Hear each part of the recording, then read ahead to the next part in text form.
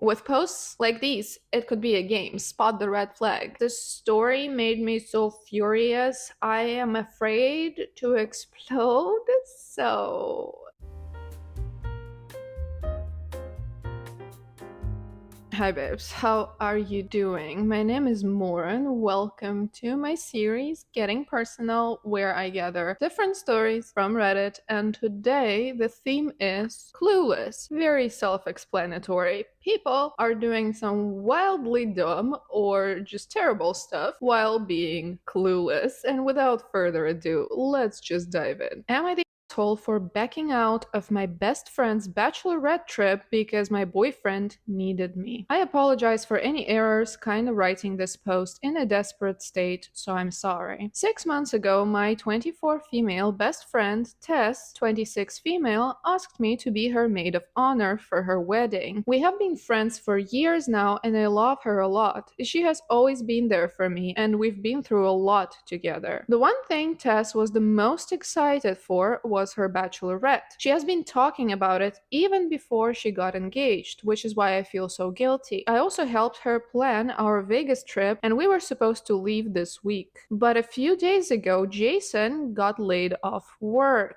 Even though he saw it coming, it hit him hard. He's just stressed and really upset. He didn't even tell me at first because he didn't want me to be worried, but when he finally told me, I just knew I couldn't go anymore. I was really conflicted and I knew what this meant to Tess and that I'm the maid of honor, but I just couldn't even consider going to Vegas while Jason is this upset. He's a strong guy, but I feel like he shouldn't go through this alone. I worked up the courage to call Tess and it just went so much worse than I planned. Tess thought I was joking first and then she just became really angry, which is understandable, but I wish she understood my situation too. Tess at first told me to do whatever and cut the call. She didn't respond when I tried contacting her again. After that, she sent me a lot of messages saying that I'm stealing her special day and started questioning why I accepted to be maid of honor if I didn't want to do the duties that came along with it. She said I'm untrustworthy and jealous that I'm ruining her special moment for a guy I've only known for a year. I'll admit I usually don't accept Tess's offers to go clubbing and she blames that on Jason being controlling, but in reality I've explained that I just turned into a homebody because I never really enjoyed that stuff in the first place. I still go out with her a lot, I make sure I'm there for her, but for her bachelorette I was willing to do that and more. I really did want to go and make it special. She told me that her whole plan will fall through because I was the one with the plan. I told her I'll explain it all to one of our other friends, but she said I don't have to because I'm no longer her friend. That hurt a lot to hear. On one hand, I don't regret my decision. Jason needs me and Tess should understand how difficult this is for us. But also, this is a once in a lifetime trip and she has been dreaming about it since forever. I'm also the one who planned a lot of the stuff. Our mutuals also reached out to let me know that Tess was very angry and that what I did was not cool. Now I'm doubting myself and I need to know if I have to apologize. I obviously can't ask anyone I know. Jason thinks I'm right and I'm sure Derek and the bridesmaids think Tess is right. So that is why this post. You are the asshole. Like, I know it's a question of compassion. You want to support your boyfriend and it's hard to go have party when your significant other is so down and when they're depressed and when they need you by their side, but at the same time, this is a once in a lifetime thing for your best friend. She's been dreaming about this, she's been talking about this. You're the freaking maid of honor. You're not like just a bridesmaid. You're not there just to be there as a friend. You're literally the main person aside from the bride and groom. You've planned this thing. You cannot just bail on her because your boyfriend is sad. This whole post makes me kind of think that Jason might be, if not specifically controlling, but emotionally manipulative, because any good partner would not allow you to do that. You are messing up her bachelorette trip, her dream event, and it's your alleged best friend. Alleged because best friends don't behave like this. Like, in my opinion, if no one is dead, if no one's house burned down, or anything completely devastating like that happened, you have no excuse. Your boyfriend being laid off work when he saw it coming and being upset is not excuse enough to bail on an event like that. I'm sorry, but no, you're the asshole. And the top comment here is also, I'm sorry, but you're the asshole. Jason can manage himself for a weekend without you, even if he's sad about something. He's a big boy and he can make plans with other friends and family and take care of himself while you're gone. You bailed on your good friend to just sit home and hold his hand. I think you owe your friend a huge apology. Yes, I honestly wouldn't be friends with the OP after this. If you are choosing your sad boyfriend over my bachelorette party, then you suck. So the next story is from 2X chromosomes. My brother thought being a stay-at-home mom wasn't hard, so I showed him my day. So my younger brother, 26, is on some Andrew Tate bullshit. He's unmarried and has had a few situationships, but isn't a parent, and I suspect his attitude is the reason why women won't stick around after a few dates with him. I am married and I have a 4-year-old daughter and 19-month-old son. I used to be a teacher, but since my husband has been making good money and we both agreed that I would stay at home with our children, we have been functioning as a more traditional household. I am planning on going back to work once my son is in kindergarten, by the way. Also, I want to mention that my husband is not the problem here. He understands that as a stay-at-home mom, I don't get to clock out of work and I need help. He's a loving father, great cook, and splits the chores with me 50-50. He loves being a parent and never complains. My brother, however, is a problem. He, my mom, and my sister came over for a few days before Christmas, and my brother started making remarks to both me and my husband that he's glad that his sister is fulfilling her biological duty to be a homemaker, and more bullshit along that line of thought. My husband and I basically ignored it because I don't want to spend my holidays arguing. That being said, I won't ignore cruelty. I don't want my daughter to think it's okay to be talked down to, or my son to think it's okay to speak in a cruel manner towards women. So it came to a boiling point when I had come back from Sephora with a new conditioner for my hair. My brother turned to my husband and said, "Are you really okay with her spending your money on like that when CVS has normal?" My husband just told him that I was doing unpaid work, and as long as we can afford it, he doesn't care where I buy my conditioner. This set my brother off. He started yapping about how I didn't work and how taking care of children wasn't that hard. So I made a bet with him. I bet him that I would return the conditioner to Sephora if he could survive one day as me. Because he's a jack, he accepted the bet. The parameters of the bet went as so. I would show him my day-to-day duties as a stay-at-home mom, then he would perform them. I would be watching him the whole day, but he couldn't ask me for help. I told my kiddos that their uncle would be spending the day with them, and if they needed anything, to ask their uncle for it. Of course, if they were to come to me for something, I would be there for them, but he would be taking over my role as a primary caregiver. He broke by 8:30 in the morning. He started making pancakes for my daughter, and then she started to throw a tantrum because they looked too much like Mickey Mouse. Then he noticed that my son has taken off his diaper, something that I'm desperately trying to get him to stop doing, and dumped his poo-poo on the floor. He muttered, "I am never having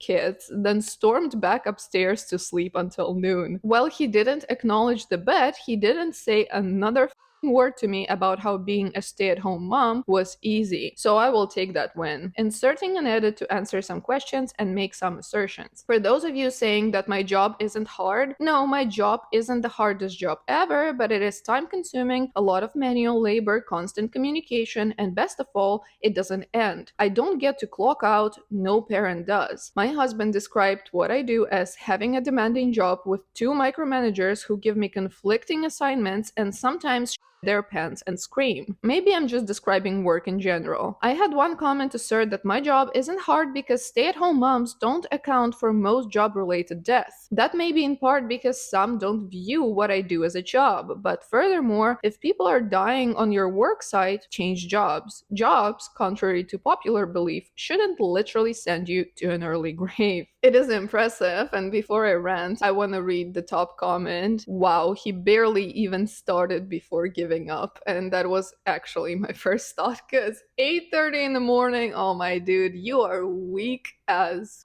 And this tracks really well with how I imagine those alpha males that are listening to Andrew Tate and think that women have this like biological need to have children and all we are good for is reproduction and making our men happy. That kind of sort of bull.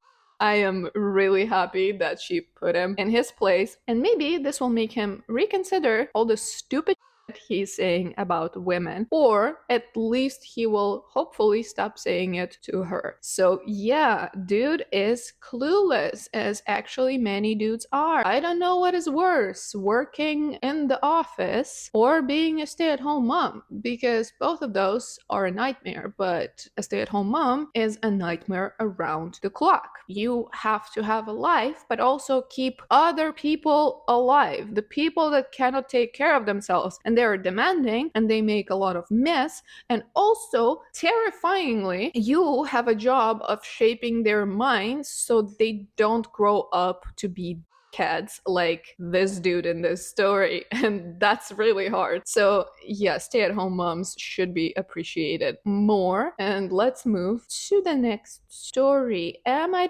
asshole for assuming he was on a date with someone? This is humiliating, absolutely humiliating. I started dating someone that was friends with my friends. I would see him all the time at work because he worked at a bagel shop on campus I like to go to. I had a big crush on him because he was cute, funny, and a bit mysterious. I find out from a friend that he said I was cute, and we met each other at a bar later on, and he asked if I wanted to go out. We've been dating for a few months, and it has been amazing. But his one problem is that he's a bit too mysterious. He keeps a lot of things close to his chest, and it's very obvious that he doesn't easily let people in. He's friends with multiple casual friends I have, and they remarked that he doesn't open up easily, and they realized that he talks a lot but doesn't say much about himself and his life. I had no problem with this. I like the idea of working to earn someone's trust who doesn't give it out easily, but it was difficult because I was really curious about him, and it puts me on high alert. Well, I asked him to hang out this weekend, and he said he can't. He already has plans for the weekend, but hopes I have a good one. I asked what he was specifically doing, and he said spending some time with family. Great, right? Well, the next day, I see him at the bar at midnight with a girl. She looks around 21. I was immediately super jealous, and they looked very chummy with each other. He was talking to her very animated in a way he doesn't do with me. He got up to buy them drinks, and I'm pissed. My friends are hyping me up to tell him off, and I decide to do that. I said, nice date, and she's ugly too. What a catch. Way to downgrade. He looked at me, and I immediately felt bad about what I said, but I wasn't going to take it back.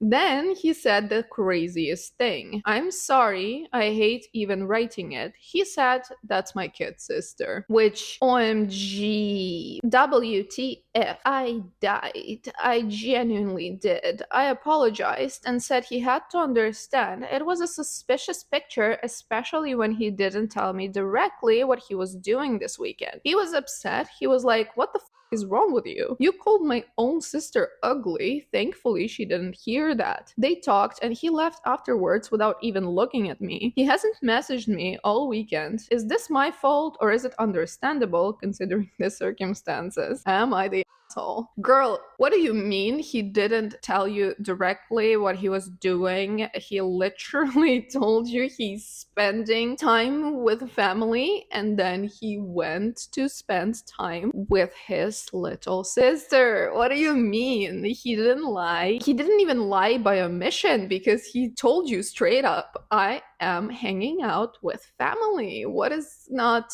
clicking there? And I understand that the situation is suspicious. I would also be kind of bummed if I saw that. I would probably think what they thought, that he lied and went on a date, but then like go and ask him first because maybe there is mix up. Go and ask first before shooting yourself in the butt, because it's not even in the leg, it's like straight up in the butt. Calling her ugly. Way to go, girl. Very, very classy. The top comment is, he says he's hanging out with family. She catches him literally hanging out with family and then says it's his fault for her being an asshole. She sounds like a winner. Anyway, clueless. Let's see the next story. Am I the asshole for telling my twin sister she will never fit in with us? I, 29 female, have 4 siblings. Mark, 33 male, Josh, 31 male, Eva, 29 female, and Tony, 26 male. Me and Eva are fraternal twins. Our mother was a stay-at-home mom, but she was emotionally absent. Growing up, our father was very hard on us. He wanted his first son to be a doctor, so Mark had to work all the time. He had Josh learn violin at 4 years old and made him play for hours. Tony had to be a lawyer. I had the chance to be a beautiful kid, and I participated in beauty pageants starting 3 years old. Eva was free of this because she wasn't beautiful, and my father didn't think a woman could do much anyway. She always had liberty and could do whatever she wanted without pressure on her shoulders. She could have friends, had no care about her grades, and didn't have to work her off every day. We are not proud of it, but we tended to exclude her since she was slacking off while we were working so hard. She also was a problematic teen. She skipped class, hung around with a bad crowd, and drank. She even disappeared for a week without notice when we were 15, stating after that she wanted to get away with her boyfriend for a road trip while I wasn't even allowed to leave the house for a night because my parents wanted to make sure I did my work and would only eat what I was allowed to. Eva would throw tantrums, saying she was neglected and no one would care if she disappeared. I was enraged with her because she never realized the chance she had, and we only grew apart from that point. After high school, I went far away and started working as a makeup artist. I eloped at 26 with Eli, 27 male, and never looked back. Last month, our father passed away, and my siblings and I went to the family home for the funeral. We stayed for 3 weeks and reconnected a lot.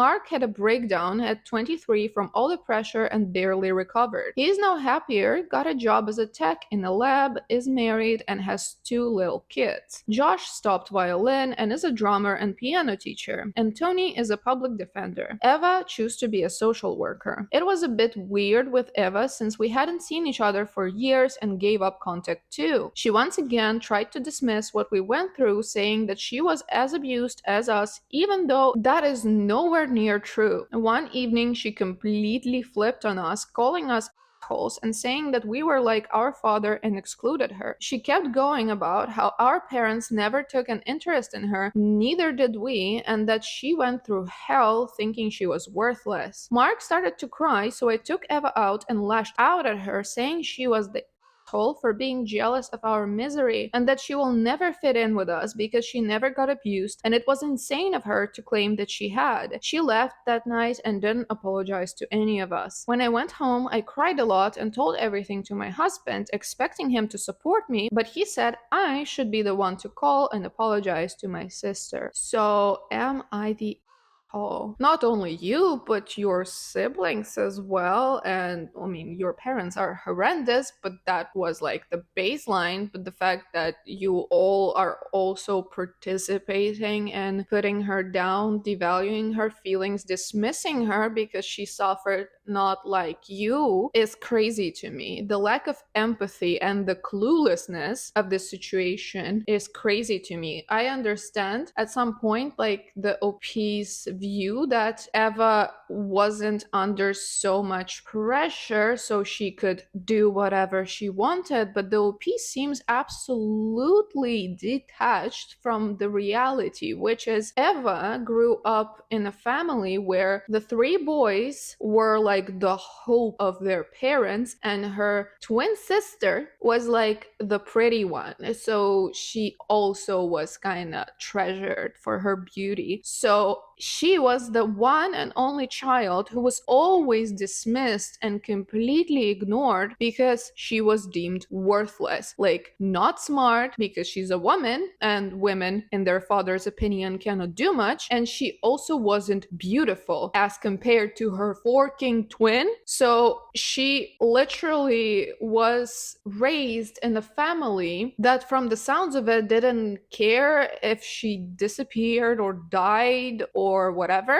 Because, like, when she was 15, she disappeared for a week, and y'all are like, welp, she's a bitch for that. And it's like, she was a problematic teen, skipped class, hung around with a bad crowd, and drank. Why is that, I wonder? Maybe because your parents didn't give a what she did, and she was really, really trying hard to get their attention in the only way she knew how to. Y'all are there crying about being abused, but you fail to recognize how bad she also had it. Like, you all went through hell with your terrible parents, but somehow you insist on taking that pain out on your sister by thinking that she had it easier, which she absolutely had it. It's just a different type of pain. Poor f***ing Eva, dude. And next up, we have something a bit more fun. Am I for behaving like a child on a stranger's wedding? So my female 26 partner, male 25, got invited to a colleague's wedding, and I was his plus one. He asked me if I'd really want to come since I didn't know anyone there and I have social anxiety issues, but I wanted to join him because I kinda like weddings. We went there, I was introduced to some of my partner's colleagues who were there as well, and after dinner he engaged in a conversation with them. I didn't really know what to do since I felt left out and my phone had died in the meantime. My ADHD took me to the children's corner where there were coloring books and pencils. My partner caught me coloring a bouquet of flowers and told me that I was embarrassing him in front of his colleagues and that I should stop. I should come dance with them instead. But I hated the music and did not feel comfortable showing off my questionable dancing skills, so I kept drawing. 2 coloring book pages later, they were gone, and when they didn't come back, I went outside to look for my partner, but he was nowhere near the venue and it was too cold outside for me to go any further. My jacket was in the car and he had the key. At 1 a.m., I had finished coloring the entire book and he was still gone. Everyone else was drunk, and the music had gotten better, so I pretended to be drunk as well and entered the empty dance floor, mindlessly spinning around until I felt dizzy. When he came back, he was angry with me for behaving so childish and embarrassing him in front of his colleagues and everyone else for the entire evening. He usually wants to keep work stuff and private stuff separated, and apparently this wedding counted as work stuff for him, so he didn't really want me there, which I was aware of. I still joined him and then complained about being neglected. So am I the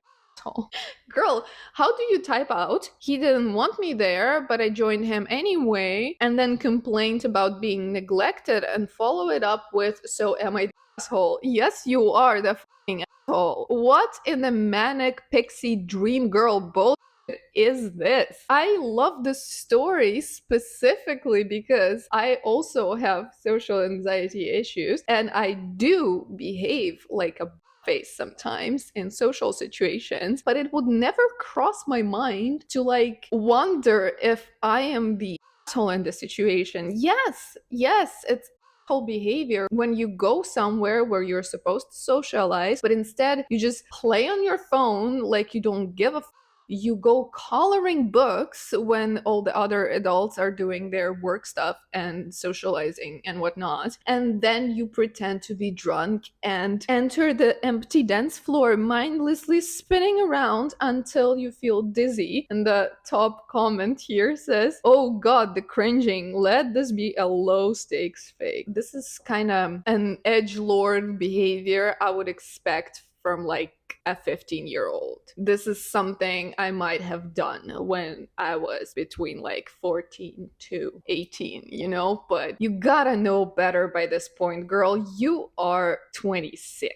If you know you have anxiety and that wedding will probably be a problem, because weddings are one of the worst things to be at when you don't know anybody and you will likely be left alone by your partner because he has to socialize, it's his work thing, and he explained it to you, and then he even asked, are you sure, because I know you will have a problem there, and you still insisted on going, behaved wildly inappropriately, and then you're still wondering if you're an asshole. Well, yes, clueless.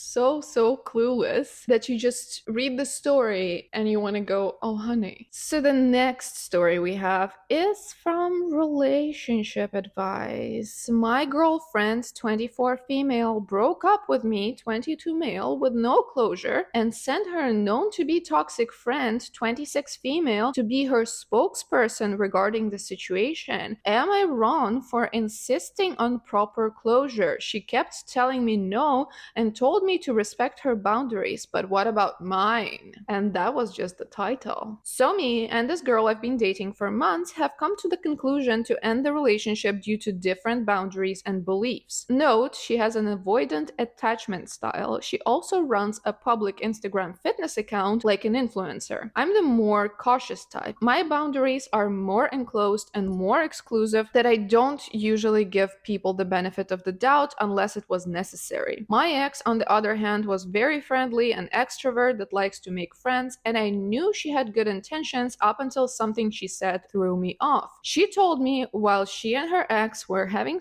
she thought of me, and even admitted that she had a crush on me when they were together. As a result, I kind of lost trust and began to question a lot of things she did. Even if she claimed that her intentions were pure and genuine, every concern I approached her about turned into an argument, claiming that I did not trust her, and that's how the whole relationship became rocky. She broke up with me recently and then took it back, but I felt numb and didn't care. I told her that this was just a phase and it will all pass. She was clinging to me, asking me if I still loved her. I still do, of course, but I was just apathetic at the moment, and I knew I'll come to love her like I did. I just needed time. Little did I know she was also moving on. While I was fixing myself to love her to the fullest again, she suddenly broke up with me through text and proceeded to block me in all social media with no closure. I proceeded to reach out to her in another way to voice out my thoughts. She said no, but I asked her for one last proper conversation as a closure. She said no. I continued to voice out my feelings anyway until she got irritated and sent her friend to talk to me, which just made everything worse and made her hate me more. Her friend was toxic, at least according to multiple people. That friend simply told me that she will just be relaying my message to my now ex. Of course, it wouldn't be the same as talking to my ex directly about the issue. We were the ones in the relationship, not her friend. I made a mistake.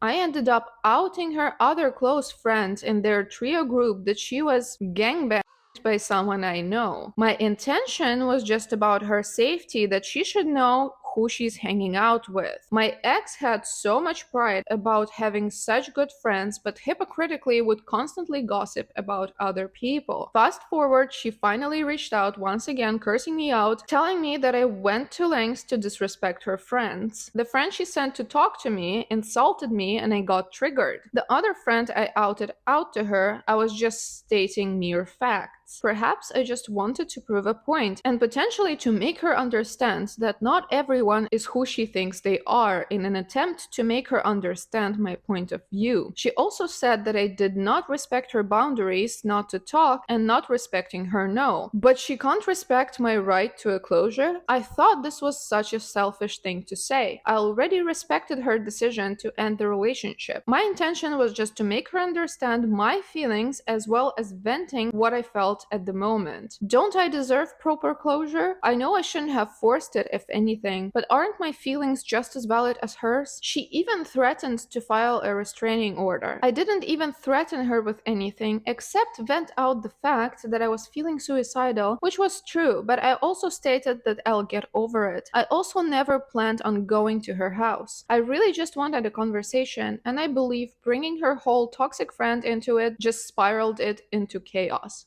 Thoughts? I forgot how bad this gets, and this story made me so furious. I am afraid to explode. So, this man, child, should not be in a relationship at all. He's not just clueless. He is manipulative and abusive. And the way this post is written, I can find at least 10 red flags in here. It could be a game. With posts like these, it could be a game. Spot the red flag and drink every time. We would be wasted after this one. Calling her friends toxic, classic for abusers, calling everybody toxic except for themselves, because like you need to, push that title to someone else. Then dropping sensitive information to attract her attention, to hurt her, and he knew it would hurt her, and to teach her a lesson, which he admits, like, I wanted to make her understand. You, sir, mister, need to be made to understand that you are a nightmare of a person and you need help. Also, she broke up with you, told you she doesn't want any contact whatsoever, and you kept trying to reach her insistently because you think you have a right for closure. No, simply because your right for closure infringes on her right as a human being. Like, she does not want to listen to your bullshit, and she's entitled to that. And you cannot force a person to listen to your bullshit. You literally cannot force a person to talk to you because that is not allowed. Even legally, depending on how far you will go, you cannot do that. And then it's like such a selfish thing to say. No, it's not a selfish thing to say. You just want to say your final word to feel righteous and to feel good about yourself. You want to dump your on her so that she feels bad and not you feel bad. And that's entirely your problem. It's not her problem. If she doesn't want to talk to you, she doesn't want to talk to you. So,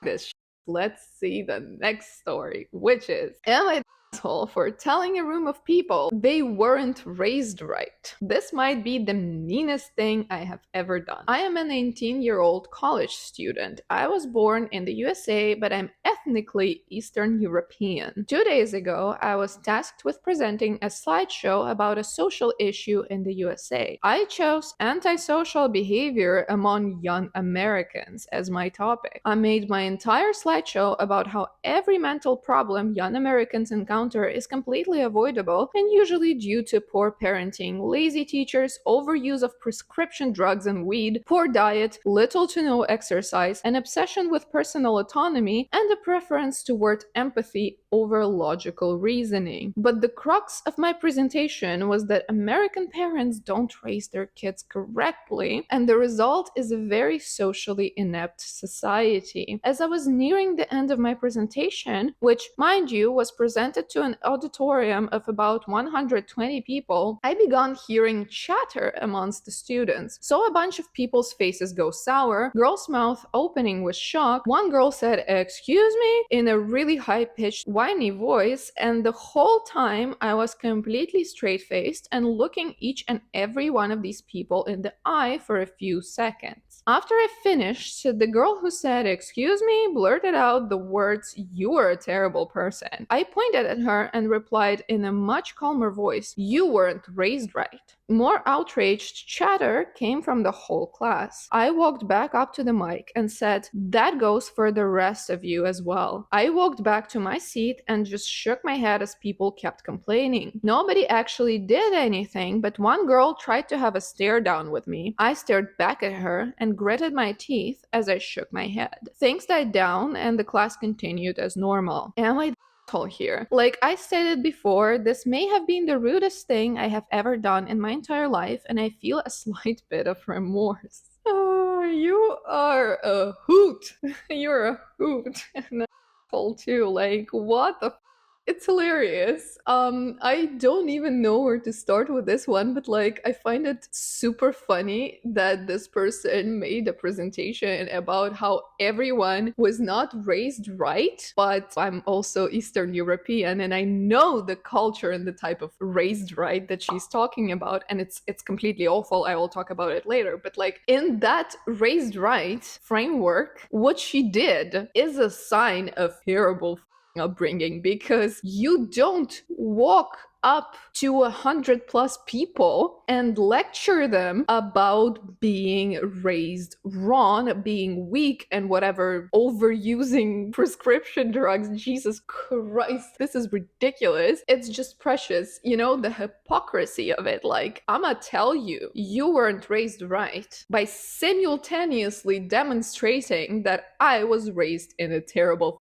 way, because I somehow feel entitled to judge how you were raised. And as I mentioned, I was raised, I suppose, similarly, or at least in a country where a lot of people thought like her parents. And I'm saying that because I sense a strong vibe of post-Soviet or even Soviet parenting. It's this whole thing. We have this like different upbringing, not nowadays, but when I was growing up and when people a bit older than me were growing up, we were raised by Soviet slash post-Soviet minded people. A lot of them still adhered to the standard of just push your feelings down because that's irrelevant. You have to work hard. You have to be super cool under pressure. You just have to push forward. You have to be like a train that just crushes everything. And if you think you have mental issues, then you're just bored. And if you think you are depressed, then you just need to go work. Basically, there is no winning, and you just are always supposed to do everything right. Don't complain. None of the issues that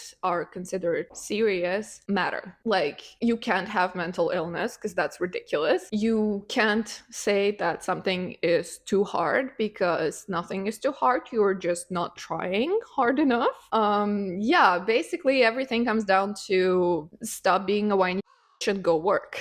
Obviously not all of the Eastern Europeans are like that. Not everyone was brought up the same. There are a lot of people who were good parents. There are a lot of people who don't have these like crazy views. I just want to caveat this with not everyone is like that in Eastern Europe, especially not now.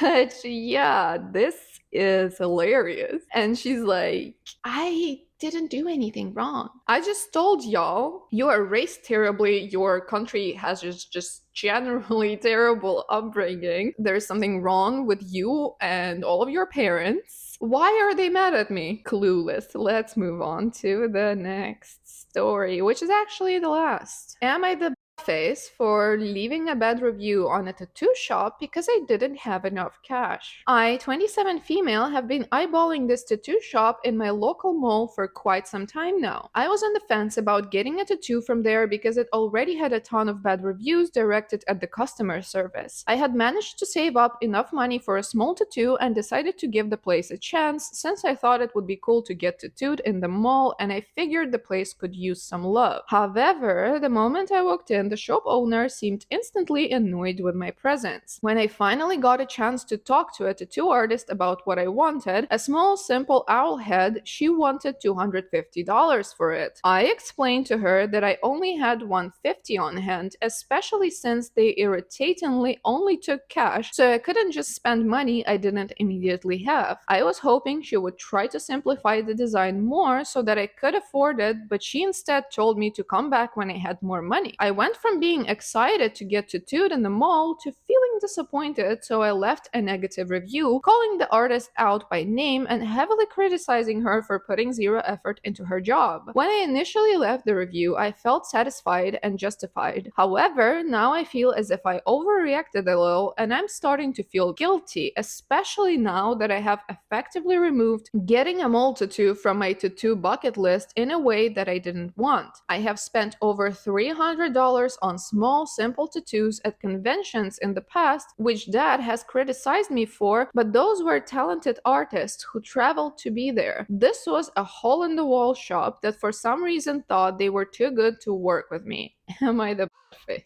Well, yeah, this is awesome. Yes, you are. And I feel like in the future, I will maybe do like a whole tattoo specified episode. I think I already have one, but I don't remember. We're so far into this that it gets hard to track all of the episodes, but it always fascinated me how people treat artists and tattoo artists like not real professionals. Would you walk into the restaurant, eat a meal that cost $300, and when you got the check, tell them, well, I only have $150, and then get upset that they don't want to let you pay $150? No, you wouldn't. This is the same principle. You want a service, you come to a person and they tell you how much service costs.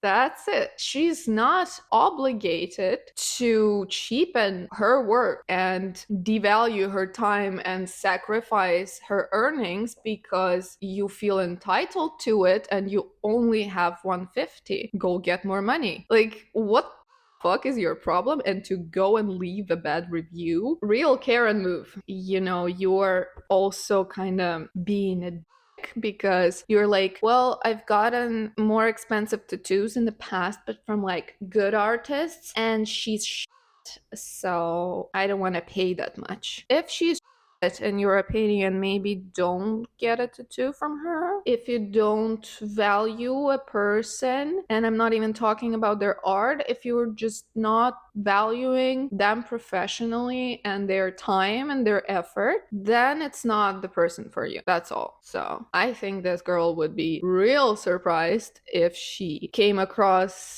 certain talented and popular tattoo artists, because a surprise, but they can actually refuse to tattoo you because they just don't wanna. And it's their right. They are actually professionals and they are artists. They don't owe you anything. And if they don't want to tattoo you, well, too bad for you. This is a topic for a whole different conversation. But yeah, don't be a to tattoo artists. It's not a charity. They don't run a charity there. So get the money or go home. Anyway, this was the last story about clueless people. Let me know what you thought in the comments. Thank you so much for watching if you're still here, though I doubt it. I will see you with the next video, hopefully soon. Bye.